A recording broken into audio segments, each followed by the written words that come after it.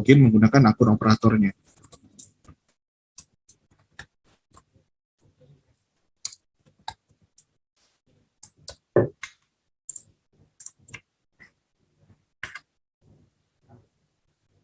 Ya.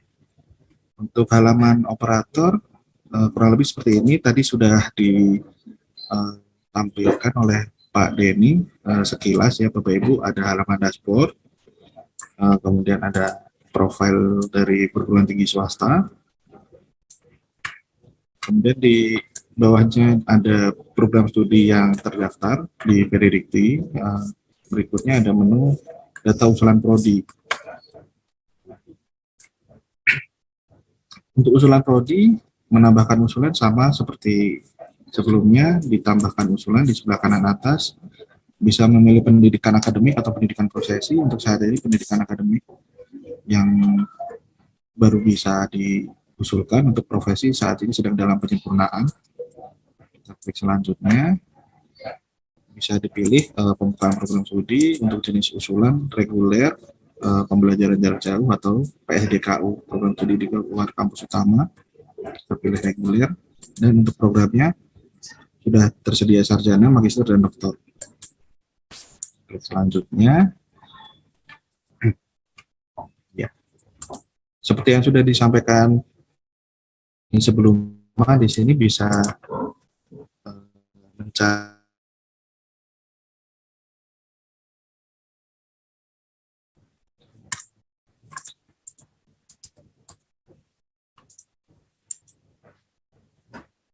misalnya ekonomi, program sarjana ya Bapak Ibu, kemudian unit pengelolanya,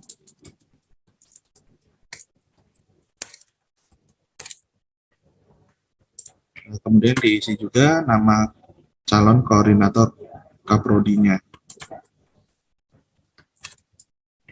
berikutnya nomor telepon, email, dan program studi saat ini.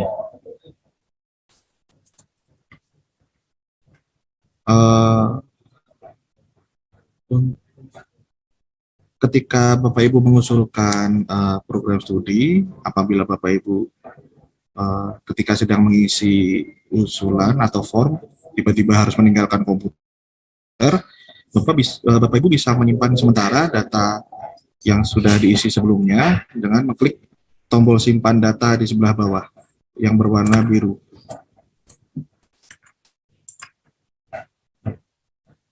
Ketika sukses, nanti di kanan atas ada tulisan memperbarui form. Berikutnya juga sudah tersedia checklist, seperti yang tadi sudah disampaikan, ada checklist yang kolom-kolom mana saja yang belum terisi oleh Bapak Ibu untuk bisa diisi. Jika seluruh checklist ini sudah terisi, maka tanda serunya akan berubah menjadi centang checklist warna hijau, dan itu menandakan usulan sudah bisa dikirim. Setelah mengisi identitas, kita mengisi kurikulum. Di sini ada free text untuk poin 1.1 di keunggulan, kemudian di 1.2 di profil lulusan juga free text. Kemudian di capaian pembelajaran, di sini ada dua jenis isian. Yang pertama, isian capaian pembelajarannya. Ini bisa ditambahkan atau dikurangi sesuai dengan yang sudah Bapak Ibu susun. Kemudian di sebelah kanan ada sumber acuannya. Ini Bapak Ibu.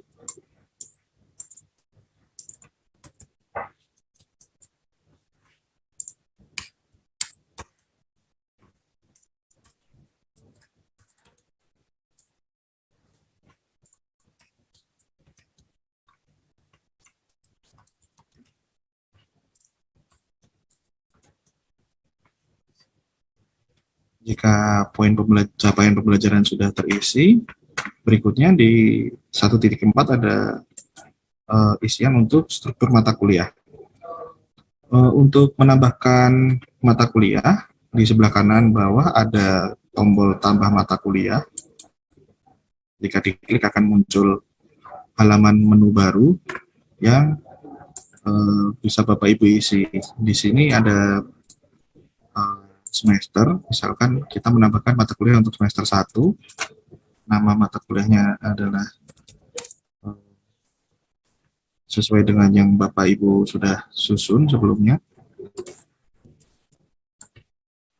Kemudian Bapak Ibu bisa menambahkan bobot SKS-nya, apakah mata kuliah teori atau praktek. Di bawahnya juga terdapat kolom untuk mengunggah dokumen RPS.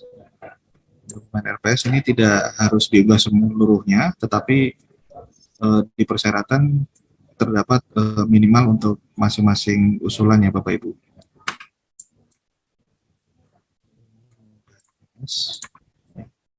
Jika sudah terisi seluruhnya, bisa diklik simpan. Dan nanti mata kuliah yang Bapak Ibu tadi tambahkan akan muncul pada tabel seperti ini. Kemudian berikutnya di rancangan pembelajaran juga free text.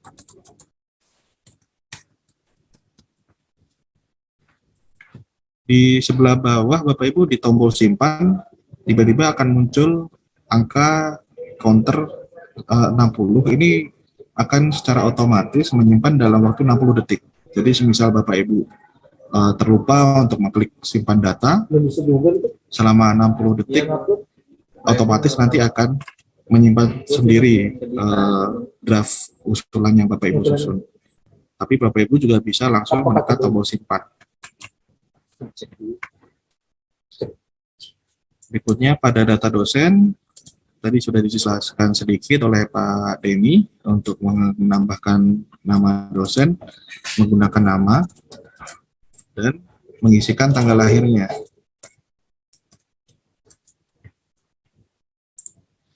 Tadi mungkin sudah ditampilkan oleh Bapak Denny untuk dosen yang sudah memiliki NIDN. Ini akan saya tampilkan untuk yang belum memiliki NIDN.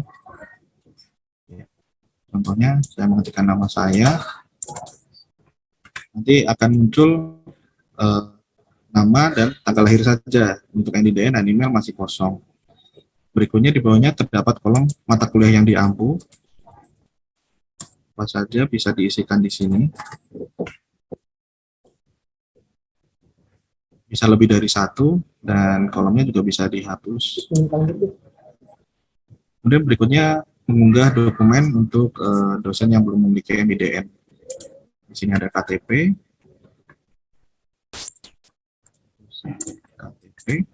kemudian surat penugasan rektor,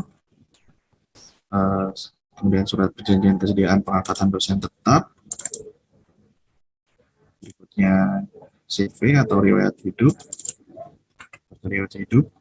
kemudian surat pernyataan kesediaan untuk bekerja penuh waktu berdasarkan EWMP ya.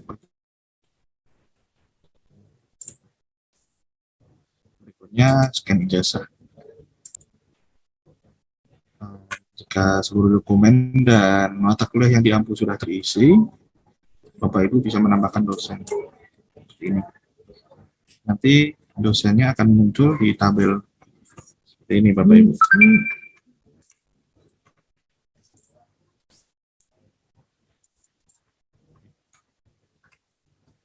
Kemudian berikutnya untuk unit pengelola, di sini ada organisasi dan tata kerja unit pengelola program studi, terdiri dari 2 butir, yaitu struktur organisasi dan tata kerja unit pengelola program studi, dan perwujudan good governance, dan 5 pilar tata pamong. Ini free text ya Bapak Ibu. Kemudian di SPMI terdiri dari 1 kolom free text dan tersedia 1 kolom untuk mengunggah dokumen SPMI. Ini saya dalam saja. Berikutnya di sarana dan prasarana, di sini Bapak Ibu mengisikan jumlah unit dan jumlah unit, luas total dan kapasitas total dari masing-masing jenis ruangan ya Bapak Ibu. Misalkan di sini Bapak Ibu memiliki ruang kuliah 3 ruang kuliah dengan luas total 150 misalnya. dengan kapasitas 40 orang. Di sebelah kanan dipilih statusnya apakah pilihnya sendiri atau sewa. Di sini saya pilih sendiri. Kemudian untuk ruang dosen, misal 2 ruang dosen dengan jumlah luas total 100 meter dengan kapasitas 20 orang, misal sewa. Kemudian ruangan kantor dan administrasi,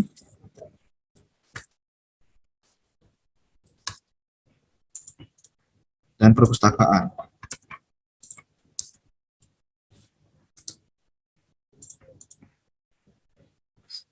Berikutnya juga ditambahkan untuk ruang akademik khusus, ruang laboratorium.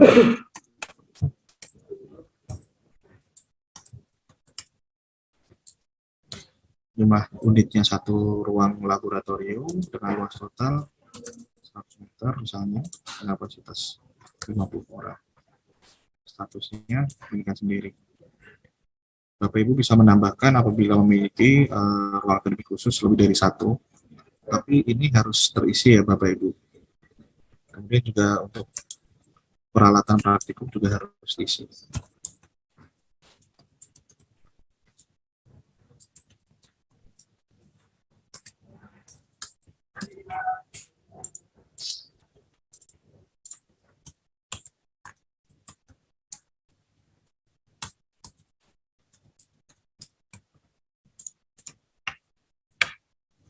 Baik. Berikutnya tenaga kependidikan. Di sini bisa menambahkan jenis tenaga kependidikan, misalnya laporan, dan diisi berapa jumlah orang yang memiliki riwayat pendidikan, misalnya 1 orang magister dan 1 orang yang lulusan sarjana. Itu bisa juga ditambahkan untuk tenaga pendidikan lainnya.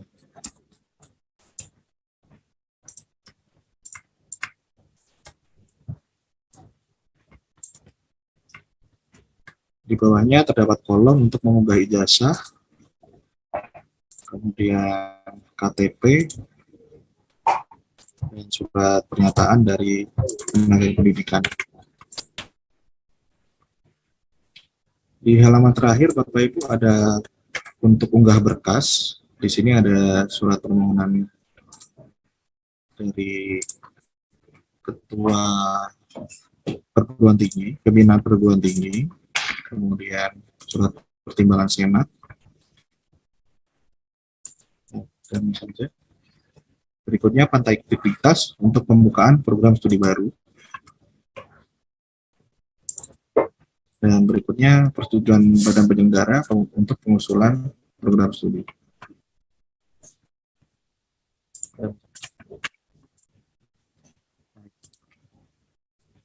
Di sini jika Bapak Ibu belum lengkap, maka masih terdapat list yang harus Bapak Ibu lengkapi. Di sini untuk dosen, karena saya hanya mengisikan 1 saja, maka harus dilengkapi menjadi 5 dosen.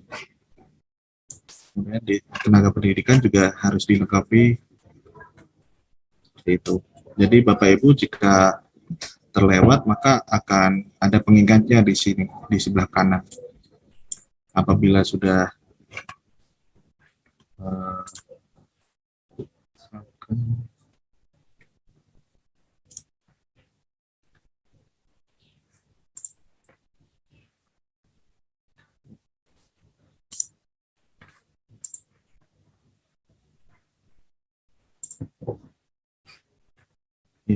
apabila sudah terisi seluruhnya, maka centangnya seperti ini Bapak Ibu.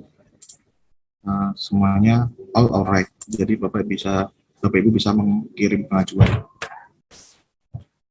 Jika Bapak Ibu sudah mengirim pengajuan, maka nanti di halaman daftar usulan prodi, maka statusnya sudah menjadi pengajuan. Dan jika sudah direkomendasikan LLDP, maka statusnya juga akan berubah di sini. Bapak Ibu bisa langsung cek di sini. Di dalamnya juga bisa dilihat riwayatnya, kapan melakukan pengajuan, kemudian direkomendasikan, dan kapan usulannya sedang dievaluasi. Nanti riwayatnya akan tampil secara lengkap di daftar usulan prodi.